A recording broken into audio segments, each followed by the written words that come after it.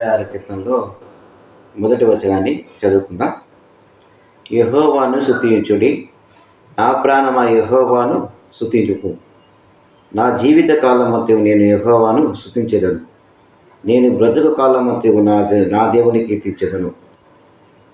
దీని గురించి ఒక పాట కూడా పాడే దేవుని వర్తమానం విందాం. యెహోవాను స్తుతించుడి, నా ప్రాణమా యెహోవాను స్తుతింపుము.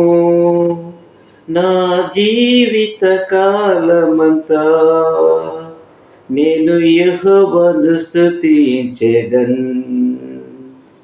నేను బ్రతుకు కాలమంతా నా దేవుని కీర్తించెదన్.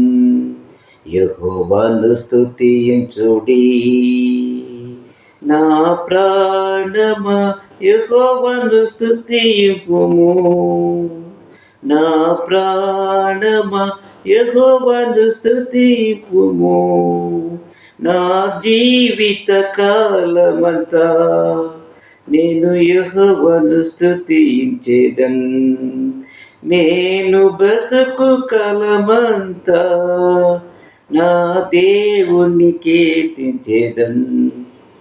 చదువుకునేటటువంటి లేఖన భాగాన్ని జ్ఞాపకం చేసుకుంటూ కీర్తనకారుడైనటువంటి రాజైనటువంటి దావీదు 146 కీర్తనలో యెహోవాని ఏం చేయాలంటున్నాడు? స్తుతించుకుంటున్నాడు. స్తుతించడం అనేది దేవుణ్ణి ఆరాధించడం ఫస్ట్.